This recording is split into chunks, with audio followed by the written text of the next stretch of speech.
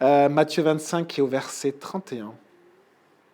Lorsque le Fils de l'homme viendra dans sa gloire avec tous les saints anges, il s'assiera sur son trône de gloire. Toutes les nations seront rassemblées devant lui. Il séparera les uns des autres comme le berger sépare les brebis des boucs. Il mettra les brebis à sa droite et les boucs à sa gauche. Alors le roi dira à ceux qui seront à sa droite, « Venez, vous qui êtes bénis par mon Père, prenez possession du royaume qui vous a été préparé dès la création du monde. En effet, j'ai eu faim et vous m'avez donné à manger. J'ai eu soif et vous m'avez donné à boire. J'étais étranger et vous m'avez accueilli. J'étais nu et vous m'avez habillé. J'étais malade et vous m'avez rendu visite. J'étais en prison et vous êtes venus vers moi. » Les justes lui répondront, « Seigneur, quand avons-nous vu affamé et t'avons-nous donné à manger, ou assoiffé et t'avons-nous donné à boire? Quand avons-nous vu étranger et t'avons-nous recueilli, ou nu et t'avons-nous habillé? Quand avons-nous vu malade ou en prison et sommes-nous allés vers toi ?» Et le roi leur répondra, « Je vous le dis en vérité, toutes les fois que vous avez fait cela à l'un de ces plus petits de mes frères, et le mot grec c'est frère ou sœur, c'est à moi que vous l'avez fait. » Ensuite, il dira à ceux qui seront à sa gauche, « Éloignez-vous de moi, maudits. Allez dans le feu éternel qui a été préparé pour le diable et pour ses anges. En effet, j'ai eu faim et vous ne m'avez pas donné à manger. J'ai eu soif et vous ne m'avez pas donné à boire. J'étais étranger et vous ne m'avez pas accueilli. J'étais nu et vous ne m'avez pas habillé. J'étais malade et en prison et vous ne m'avez pas rendu visite. » Ils répondront aussi, « Mais Seigneur, quand avons-nous vu affamé ou assoiffé ou étranger ou nu ou malade ou en prison et ne t'avons-nous pas servi ?» Et il leur répondra, « Je vous le dis, toutes les fois que vous n'avez pas fait cela à l'un de ces plus petits, c'est à moi que vous ne l'avez pas fait. » Et ils iront à la peine éternelle, tandis que les justes iront à la vie éternelle. Et je vous invite à prier. Seigneur Jésus, on a besoin de toi et de ton Esprit Saint. Sans ta parole et sans ton esprit, on est nu, on n'a rien. Mais on s'en remet à toi. Dans la simple foi en Jésus-Christ, le Fils de Dieu, au nom de Jésus-Christ. Et on te remercie parce que tu es vivant et tu es là. Et on te demande simplement de nous apporter ta parole, de nous nourrir par ton esprit. Merci Seigneur. Amen.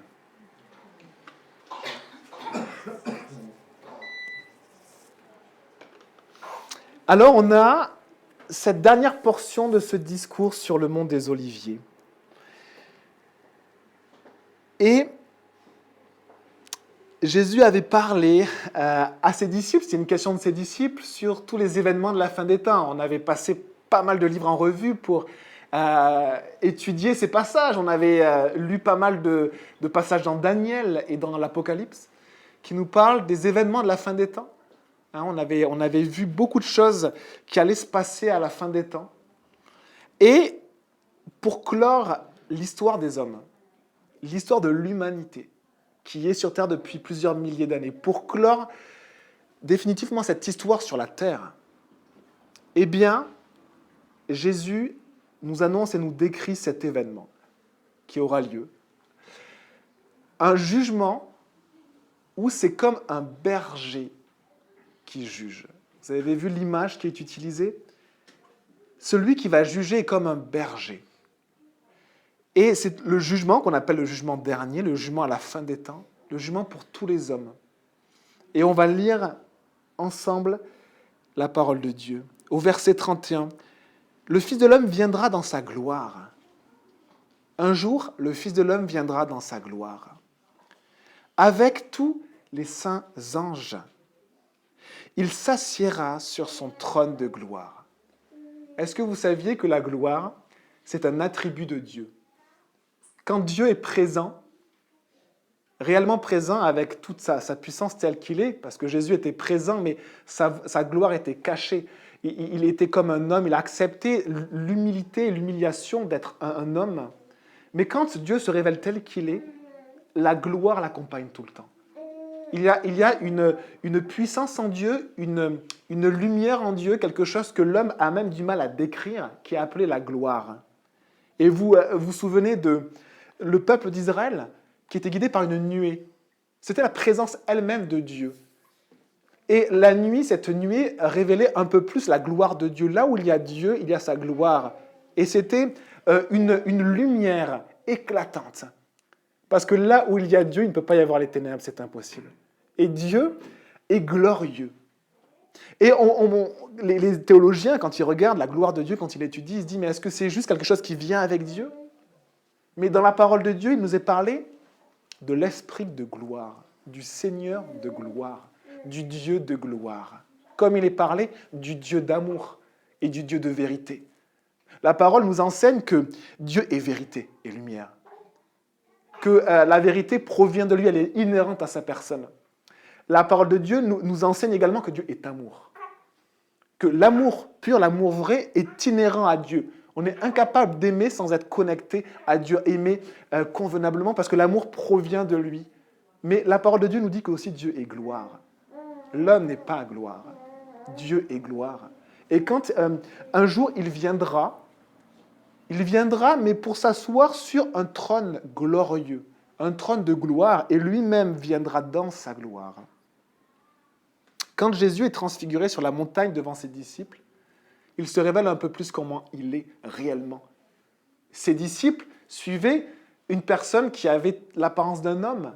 Ésaïe 53 nous dit même qu'il n'avait aucun éclat, rien pour nous le faire reconnaître par rapport à un autre, rien pour nous le faire désirer ou qui avait des qualités humaines exceptionnelles. Rien de tout cela, ce Jésus.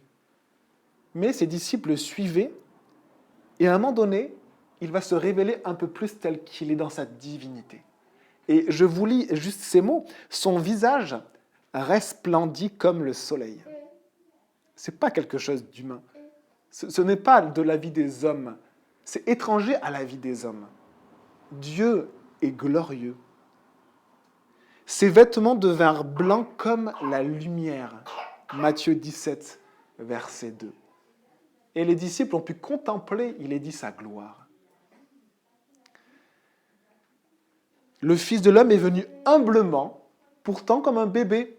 Il est venu, et puis pour le Kids Club la semaine passée, et puis on le reverra pour notre culte de Noël dimanche prochain, on va repasser à travers des textes qui nous parlent de la naissance de Jésus. Jésus est venu tellement simplement, de manière anonyme.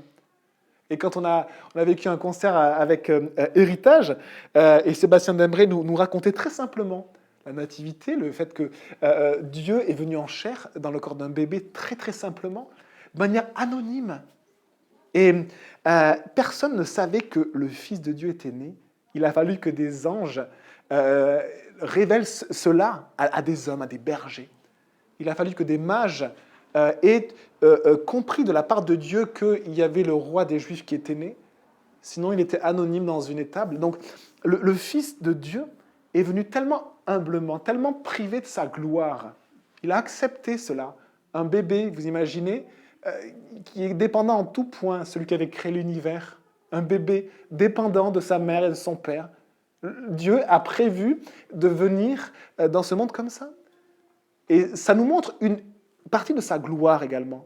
Mais pas la gloire éclatante, la puissance, la majesté, la richesse que l'on peut penser de Dieu ou du roi des rois. Il est venu pour sauver les hommes de leurs péchés, et un jour,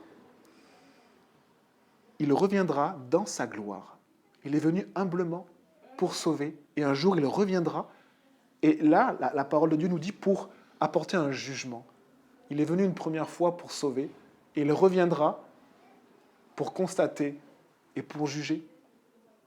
Le Fils de l'homme viendra dans sa gloire avec tous les saints anges. Les anges, ce sont ces créatures de Dieu qui vivent dans sa présence, qu'on ne voit pas, qui font partie de ce monde invisible, le monde spirituel. Quand Dieu le décide, certains anges se révèlent à des hommes. Et la parole de Dieu est un récit de témoignages historiques de personnes qui ont aussi vu des anges.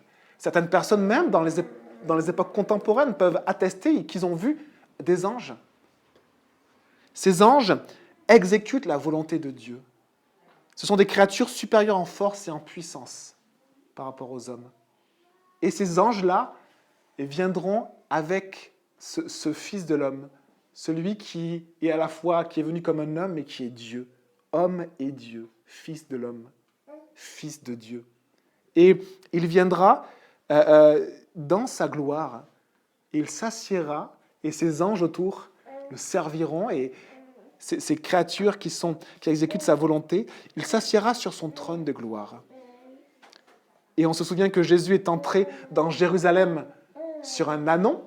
Le roi des rois est entré humblement. C'était comme ça parfois que les rois venaient, mais les rois de paix, les rois humbles, ils venaient sur un ânon. On a vu aussi dans la fin des temps que Jésus redescendra du ciel sur une nuée aussi pour mettre fin aux agissements des hommes sur un cheval qui montre que le roi va combattre les méchants, va combattre le péché, va combattre Satan, va combattre les démons. Et là, alors qu'il est venu sur un ânon, alors que dans la fin des temps, il viendra sur ce cheval blanc, et bien là, il vient dans sa gloire et il s'assied sur son trône de gloire. Quand toutes les choses de la fin des temps seront réglées, il y a ce moment que Jésus révèle à son Église, au monde entier, ce moment qui a été parfois décrit comme risible par certains scénarios ou par les hommes, le jugement dernier. Et ce jugement, Jésus le décrit simplement comme un berger. Comme un berger.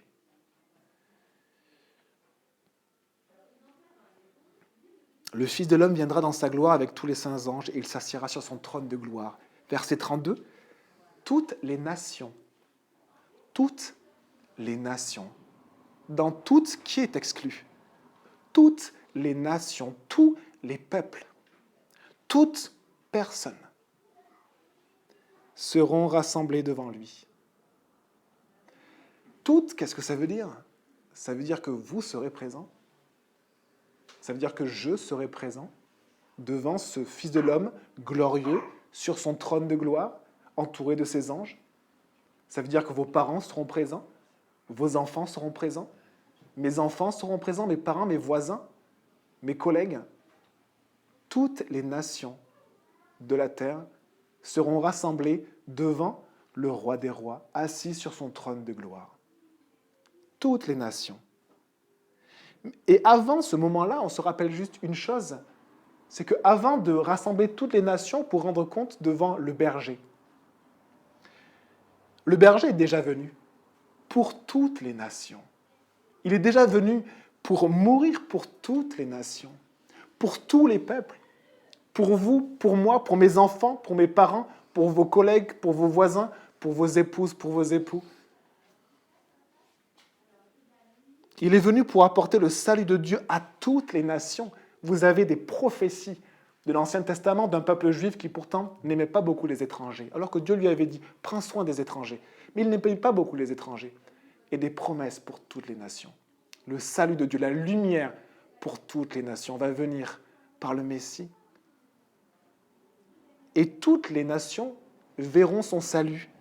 Luc 24, verset 47, la repentance et le pardon des péchés sera prêché au nom de Jésus à toutes les nations, à commencer par Jérusalem. Dans Romains, on lit que l'Évangile, qu'est-ce que c'est l'Évangile? Je vous lis une définition de la Bible. L'Évangile, la prédication de Jésus-Christ. Si vous parlez de Jésus, vous annoncez l'Évangile. L'Évangile, c'est-à-dire la prédication de Jésus-Christ, d'après l'ordre du Dieu éternel, sera porté à la connaissance de toutes les nations. Toutes les nations savent ou sauront que le berger est venu mourir pour eux, afin qu'elles obéissent à la foi. Et dans toutes ces nations, on voit aussi à la fin des temps que de toute nation, de tout peuple, de toute langue, de toute famille de la terre, certaines personnes ont reconnu le roi des rois comme leur propre berger. On le voit dans les tout derniers événements. Dans l'Apocalypse, par exemple, je vous le lis, un verset d'Apocalypse, que une grande foule se tient devant le Seigneur, qu'on ne peut compter. Des gens de toute nation, de toute tribu, de tout peuple, de toute langue, revêtus de robes blanches. Des gens rachetés par le sang de Jésus-Christ. Waouh! Mais il n'y est pas écrit toutes les nations. De toutes les nations. il y a eu des personnes de toutes les familles de la terre, des personnes qui ont accepté Jésus comme leur berger, comme leur Seigneur, comme leur Sauveur. Et un jour, toutes les nations seront rassemblées, et là, tout le monde sera rassemblé devant Jésus, sur son trône de gloire, pour ce moment de jugement. Et le Seigneur, le Fils de l'homme, séparera les uns des autres comme le berger sépare les brebis des boucs. Il est question d'un berger. Jésus est le berger. Et on va s'intéresser un peu plus précisément pourquoi Jésus donne cette image entre des brebis, des chèvres, un berger. C'est une image extrêmement commune pour les gens de son époque. Hein, tout le monde était soit agriculteur, soit éleveur, et bien sûr, il y avait d'autres métiers dans les villes, ou artisans, mais tout le monde avait un contact avec les troupeaux. Et Jésus utilise cette image qui est forte. Il mettra les brebis à sa droite et les boucs à sa gauche. La droite et la gauche ont plein de significations pour les Juifs. Jésus ne l'utilise pas sans image. Il sait que ce sont des images pour les Juifs. Et vous savez, c'est une image qui est assez claire, une image d'un tribunal, cette droite et cette gauche. Pourquoi ? Parce que la justice, au temps des Juifs, au temps de Jésus, était rendue dans un tribunal qui s'appelait le Sanhédrin. C'était l'instance juridique où on rendait les jugements, où les gens étaient jugés. Et la personne, le président, celui qui présidait ce jugement, le juge, on pourrait dire, mettait à sa droite les prisonniers qui étaient graciés, rachetés, et mettait à sa gauche ceux qui étaient condamnés. Et là, Jésus dit, il mettra les brebis à sa droite et les boucs à sa gauche. On a comme une scène qui est décrite par Jésus où on sait que c'est un tribunal, on sait que c'est un jugement. Un jugement, c'est dur, et pourtant celui qui juge est un berger.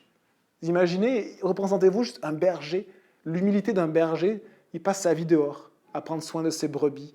Ce n'est pas un aristocrate, ce n'est pas quelqu'un qui est rempli d'idéologie, c'est quelqu'un de très simple, un berger. Et c'est lui qui va juger. C'est comme cela que est décrit Jésus, le Fils de l'homme.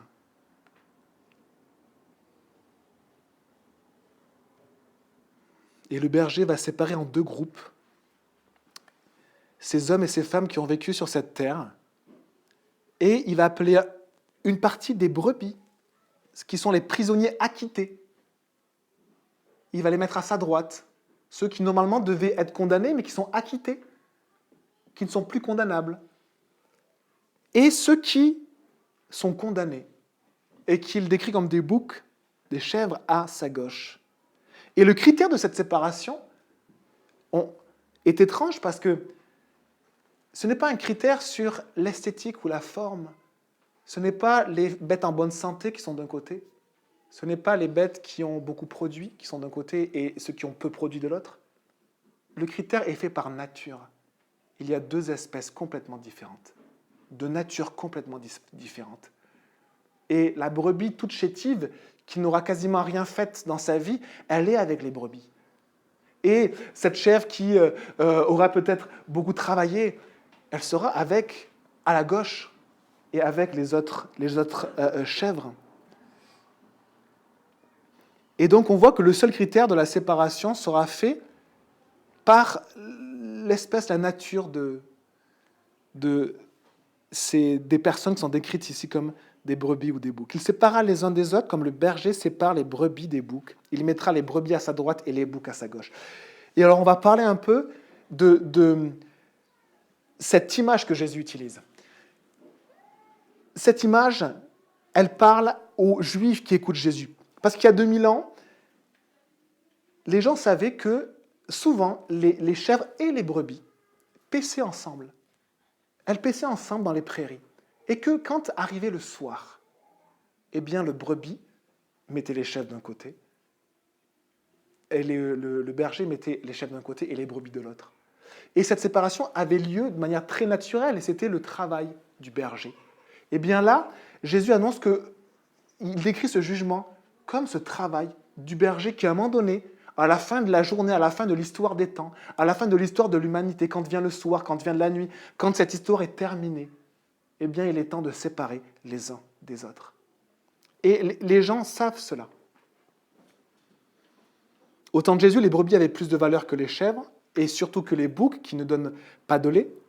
Jésus utilise cette image du berger qui, quand la journée est finie, sépare les brebis des chèvres.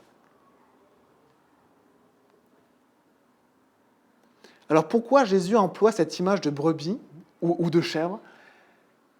Eh bien, j'ai simplement regardé si je pouvais avoir quelques éléments sur le comportement animal des brebis, des boucs ou des chèvres. Et je suis tombé sur des documents mais tellement intéressants sur la protection, écrit par la protection suisse des animaux. Donc merci les Suisses. Super intéressant. Ils ont beaucoup de pâturage. C'est un métier qui est très présent. Et il y a deux articles que j'ai lus qui étaient très simples, juste une description du comportement des moutons et des chèvres. Et je vous lis quelques éléments de ces articles. L'article qui concerne les moutons est intitulé comme ceci. « Les moutons ne sont pas stupides. Ce sont simplement des animaux spécifiquement de troupeaux. » Savez-vous que Jésus nous compare à des brebis? Les moutons peuvent paraître quelquefois têtus. Ça, c'est vraiment juste des témoignages recueillis par des éleveurs, par des bergers. Même, il y a un naturaliste en 1669 qui décrit les moutons comme suit. Le mouton est un animal doux, simple, modeste, tranquille, obéissant, peureux, mais un peu nigaud. Nigaud, ça veut dire qui est sot, qui manque d'expérience. Il paraît que quand une brebis s'encasse dans une clôture, elle est capable d'essayer 20 fois au même endroit. Il paraît, c'est ce qu'il dit juste après, sans berger, les moutons se perdent. Sans berger, les moutons se perdent bientôt et sont déboussolés. Lorsque l'un d'entre eux se perd ou fait une chute, tous les autres tombent avec lui. Et on voit que ce sont des animaux qui ne sont pas stupides, mais sans berger, qui manquent tellement d'intelligence. Et c'est très intéressant de lire la description des brebis par des bergers, parce qu'ils disent que ce sont des animaux de troupeau, qu'une brebis peut avoir une confiance extrêmement grande en un bon berger, qui prend soin d'elle. Ils disent que les brebis peuvent être très très confiantes si l'on s'occupe des agneaux. On a l'impression que Dieu a créé les brebis pour servir d'image aux chrétiens. C'est très très étonnant. Si on leur parle, si on les câline, si on s'occupe d'eux, ils peuvent avoir une grande confiance en leur bon berger. Par contre, sans mesure de protection, les moutons sont exposés à beaucoup de dangers. Et il est évident que la présence d'un berger et de ses chiens est d'une grande importance pour les moutons. Un bon berger, je vous lis une phrase qui est marquée, un bon berger connaît le comportement du troupeau de ses moutons et agit en conséquence. Les moutons ne sont pas décrits forcément individuellement, ils sont décrits collectivement. Le troupeau lui-même a un comportement. Et on va voir après les chèvres, c'est assez différent. À l'état naturel, les moutons n'ont pas de guide. Le bélier n'intervient que pour la période de reproduction, mais ce n'est pas un guide. Et du coup, personne ne guide le troupeau. Même les béliers ne conduisent jamais le troupeau. Et du coup, on voit le besoin du berger. Les brebis sont des animaux que Dieu a créés, qui ne sont guidés par personne, qui ont besoin d'être guidés, qui, de nature, ont besoin d'être guidés. Ils ont besoin d'eau fraîche et d'endroits ombragés. Et quand on les met dans la bergerie, ils disent qu'ils ont simplement besoin de pas mal de lumière et d'aération. Et sur la prairie, ils se sentent chez eux, même en hiver. La prairie, c'est vraiment chez eux. On voit qu'il y a un berger, vous savez qu'il y a un berger dans la Bible qui a écrit un psaume. Et ce berger-là connaissait tout cela. C'était son métier. Pendant des années, il voyait cela, il exprimait cela.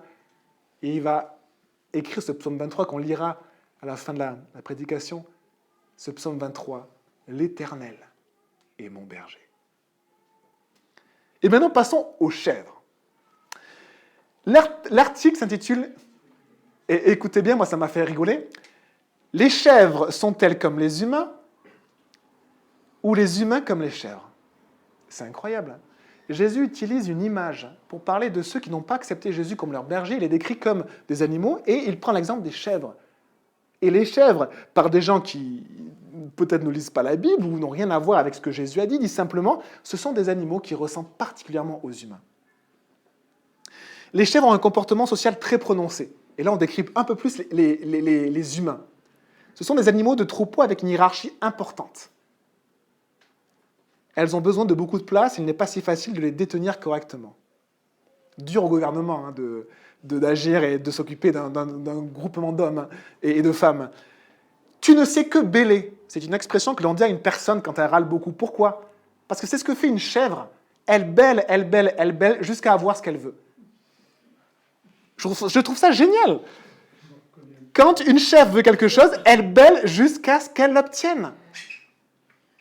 Et on prête également aux chèvres beaucoup de qualités humaines.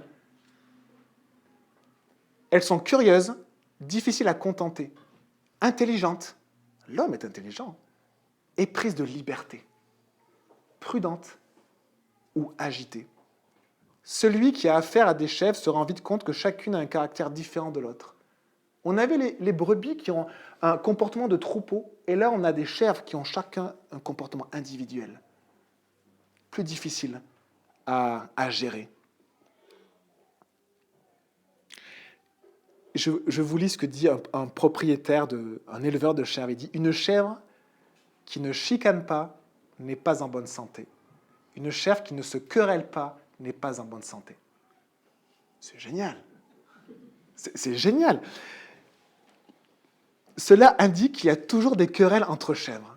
La plupart du temps, il s'agit de courtes disputes, d'attitudes de menaces pour instaurer la hiérarchie dans le troupeau. Chaque chèvre a un rang. Et constamment, une chèvre va essayer de remettre en question le rang de la chèvre au-dessus. Et du coup, elles se battent jusqu'à ce que la chèvre du rang supérieur domine la chèvre du rang inférieur, et puis c'est rétabli. Pour la hiérarchie, pour ma place, pour mon rang. Non, c'est vraiment un troupeau d'humains qu'on décrit là. La chèvre, parce qu'il y a une chèvre du troupeau, et généralement une chèvre âgée, expérimentée et forte, elle est souvent la conductrice qui mène le troupeau au pâturage et à la chèvrerie. Un troupeau de chèvres n'a pas besoin de berger. Elle s'est choisie une chef dans son troupeau. Ou une chèvre dans son troupeau s'est établie comme chef. Et c'est elle qui guide.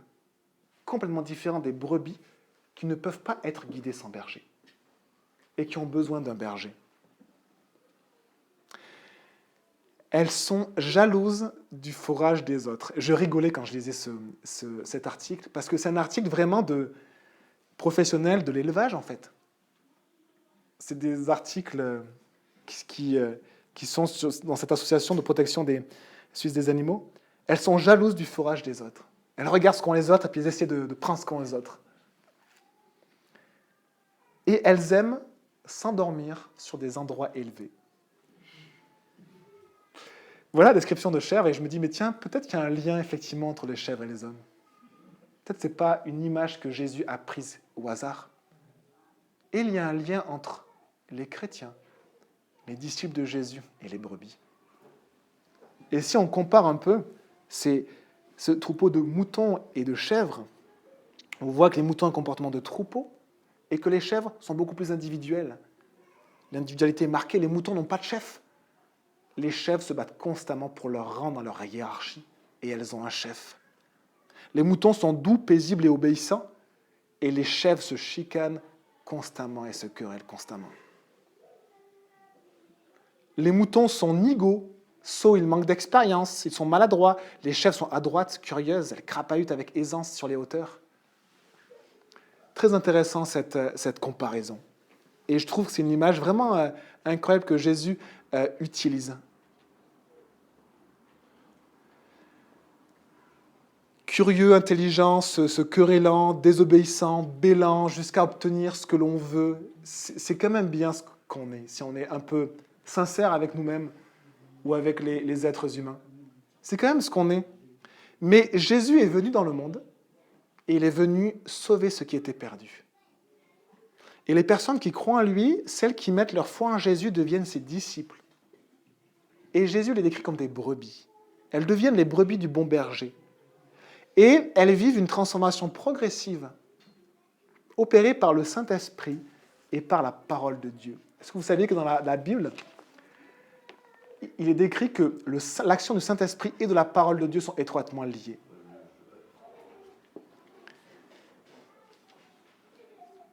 Et elle change progressivement. Elle qui était individualiste, elle fonctionne maintenant en troupeau qui suit le bon berger. Elle qui cherchait constamment à savoir qui était le chef ou à préserver son rang. On vit pour notre rang, on vit pour notre maison, on vit pour notre stabilité, on vit pour notre boulot, notre place dans la société. Et Jésus nous transforme. Et on ne vit plus pour ça maintenant, mais on vit paisiblement pour suivre le bon berger. Verset 34. Alors le roi dira à ceux qui sont à sa droite, « Venez, vous qui êtes bénis par mon Père. Prenez possession du royaume qui vous a été préparé dès la création du monde. » Dès la création du monde, Dieu avait un plan. C'est que ce qui vient du ciel, ce qui vient de lui, puisse le donner à un grand nombre de personnes. Son royaume. Dieu a voulu et veut donner ce qui vient de lui à un grand nombre de personnes, son royaume. Et son royaume, il n'a pas prévu de le louer, de le vendre. Il a prévu de le donner à ceux qui ont accepté d'être bénis par lui. Et cette bénédiction, c'est Jésus-Christ. Jésus dans la vie d'une personne. Au verset 35 et au verset 36. En effet, j'ai eu faim et vous m'avez donné à manger. J'ai eu soif et vous m'avez donné à boire. J'étais étranger et vous m'avez accueilli. J'étais nu et vous m'avez habillé. J'étais malade et vous m'avez rendu visite. J'étais en prison et vous êtes venus vers moi. Celui qui est sur son trône, glorieux, parle. Et c'est un berger qui parle à ses brebis et dit « Vous êtes bénis ». Et il y a quelque chose d'étrange quand on lit les versets 35 et 36 de Matthieu 25, c'est que ce berger dit « Vous m'avez donné à boire, vous m'avez donné à manger, vous m'avez aidé. Quand j'étais en prison, vous êtes venu me voir. Quand je n'avais pas d'habit, vous m'en avez donné. Vous avez pris tellement soin de moi, dit Jésus. » C'est étrange cette parole. À la fin des temps, lors de ce jugement, Jésus dira à ses disciples et à ses brebis, il dira « Mais vous avez pris soin de moi, vous êtes bénis. » Et Jésus va expliquer cela au verset 40. On suit au verset 37. Les justes seront surpris et lui répondront « Mais Seigneur, quand t'avons-nous vu affamé, t'avons-nous donné à manger, assoiffé, t'avons-nous donné à boire? Quand t'avons-nous vu étranger, t'avons-nous accueilli? Ou nu, t'avons-nous habillé? Quand t'avons-nous vu malade ou en prison et sommes-nous allés vers toi ?» Et ce qui est joli, c'est qu'il y a dans le chrétien transformé par le Saint-Esprit un sentiment d'incapacité. Quand est-ce que j'ai fait ça, Jésus? Non. Jamais je t'ai aidé, je t'ai supporté. Jamais j'ai fait ça. Il y a vraiment un sentiment d'incapacité et qui grandit avec le temps dans notre marche avec Jésus. Non, je ne suis pas capable de faire ce que tu me dis, Jésus, je ne l'ai pas fait. Et ce sentiment d'incapacité est un bon sentiment.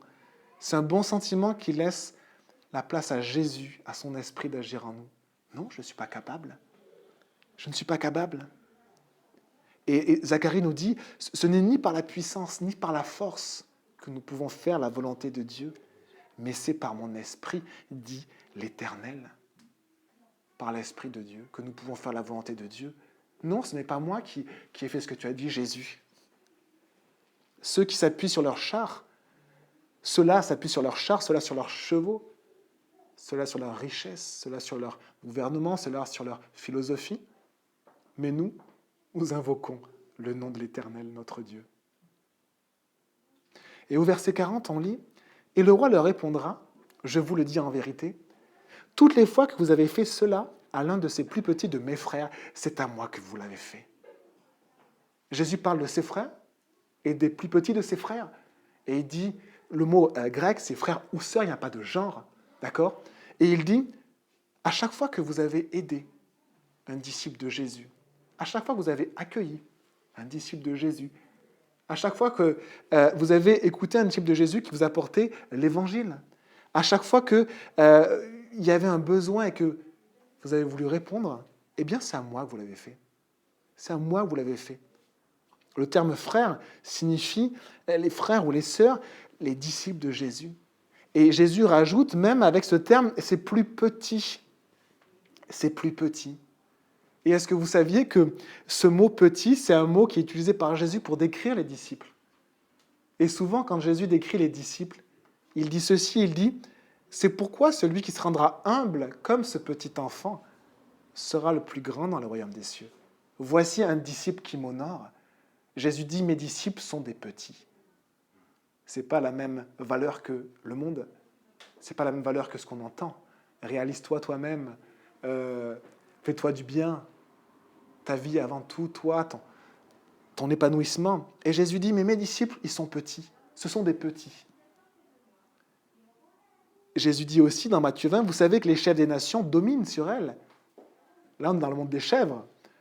Et que les grands les tiennent sous leur pouvoir. Ce ne sera pas le cas au milieu de vous. Mais si quelqu'un veut être grand parmi vous, qu'il soit votre serviteur. Voilà l'exemple de Jésus qui a lavé les pieds de ses disciples. Si quelqu'un veut être le premier parmi vous, qu'il soit votre esclave, petit. Jésus dit, mes disciples sont petits. Et un homme de Dieu, s'il n'est pas rempli d'humilité, eh bien, il a juste à apprendre beaucoup de choses. Et une femme de Dieu, si elle n'est pas remplie d'humilité, elle a à apprendre beaucoup de choses parce que c'est une des premières caractéristiques de Jésus, l'humilité. Et on a des bons exemples. Je pense souvent à un prédicateur qui s'appelle John Corson, que quelques-uns écoutent dans l'église. Un pasteur de plusieurs milliers, peut-être, je ne sais pas en fait son église, mais plusieurs centaines au moins, l'église plusieurs centaines de personnes. Il est suivi sur YouTube par des milliers de personnes, des milliers, bien plus que beaucoup de monde qui veulent essayer de faire le buzz dans le monde chrétien. Il est simple, juste simple, et il expose la parole de Dieu.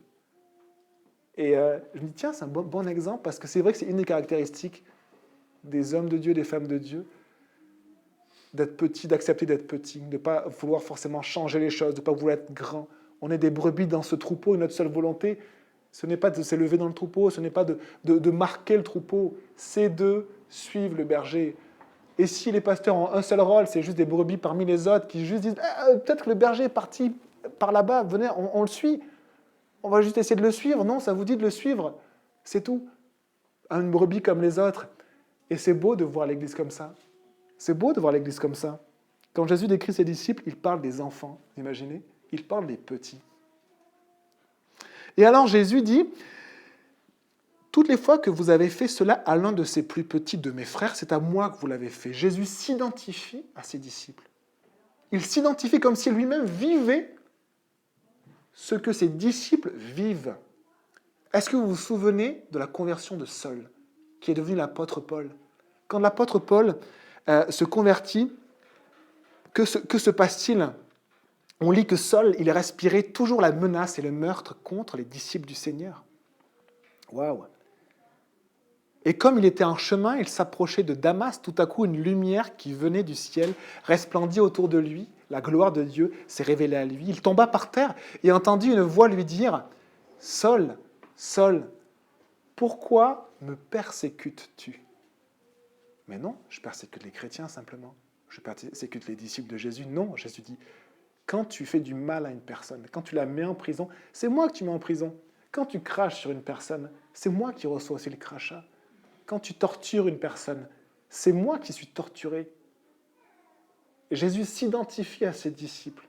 Quel bon berger, incroyable berger. Qui es-tu, Seigneur ? Et le Seigneur dit, moi je suis Jésus. Moi je suis Jésus, celui que tu persécutes. Et alors, on va passer au verset 41. Ensuite, il dira à ceux qui sont à sa gauche, éloignez-vous de moi, maudits, allez dans le feu éternel qui a été préparé pour le diable et pour ses anges. Jésus dit à des gens maudits. C'est étrange. Ça ne correspond pas à la douceur, à l'humilité de Jésus. On ne veut pas de ces passages-là. Arrachez la page de la Bible. Jésus dit maudit. On n'a pas envie de ça. On va réécrire la Bible. Et c'est une parole définitive de Dieu qui scelle l'avenir éternel et définitif de ce groupe à sa droite et de ce groupe à sa gauche. Il dit « Éloignez-vous de moi, maudit ». Le mot « maudit », il veut dire aussi « condamné ». Vous êtes condamnés. Ils sont maudits, ils sont condamnés, définitivement condamnés. Pourquoi ? Parce que Jésus est venu dans le monde pour être condamné à leur place. Jésus est mort sur la croix pour porter leur condamnation. À toutes ces personnes-là, il a pris leur péché. Il a été condamné, jugé, frappé, loin de Dieu, éloigné de Dieu. Pour eux, à leur place. Il a porté la malédiction, le jugement à leur place. Mais ils n'en ont pas voulu. Ils n'ont pas voulu de berger. Et ils ont continué à se quereller sur leur rang, sur leur place, et à élire leur chef. Mais ils n'ont pas voulu du berger. Et alors Jésus dira, allez dans le feu éternel qui a été préparé pour le diable et pour ses anges.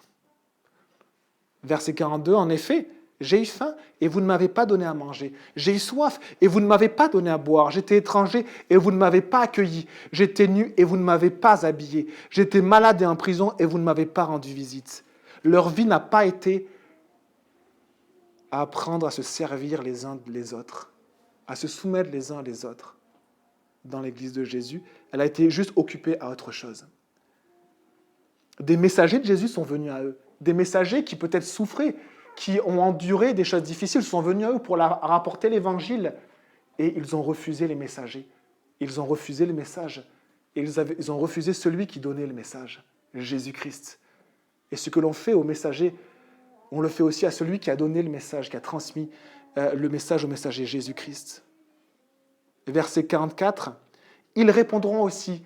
Et c'est intéressant parce que regardez comment répondront les personnes qui n'ont pas accepté Jésus comme leur berger. Regardez, Seigneur, Seigneur, quand avons-nous vu affamé, assoiffé, étranger, nu, malade ou en prison, et ne t'avons-nous pas servi? Nous avons fait le bien, Seigneur. Nous avons fait le bien. Comment dis-tu cela? Nous avons aidé les pauvres. Nous avons travaillé pour les prisonniers. Comment dis-tu que nous sommes condamnés? Jésus. Et 45, verset 45, et il leur répondra, je vous le dis en vérité, toutes les fois que vous n'avez pas fait cela à l'un de ces plus petits, c'est à moi que vous ne l'avez pas fait. Verset 46, et ils iront à la peine éternelle, tandis que les justes iront à la vie éternelle. Et on voit que cette condamnation sera éternelle pour ceux qui sont décrits comme ces boucs à gauche du Seigneur, pour ceux qui n'auront pas voulu Jésus comme leur berger. Et cette vie sera éternelle pour ceux qui sont décrits comme les brebis et ceux qui sont à droite du Seigneur, ceux qui ont accepté Jésus comme leur berger. Et la question qu'on se pose tous, c'est est-ce que Jésus est mon berger? Et on va juste lire le psaume 23 ensemble. Et après, on aura fini.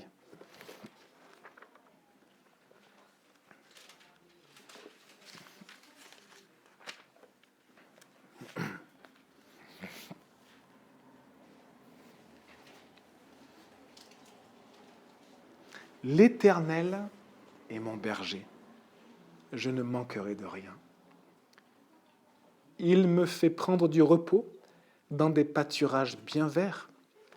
Il me dirige près d'une eau paisible. Il me redonne des forces. Il me conduit dans les sentiers de la justice à cause de son nom.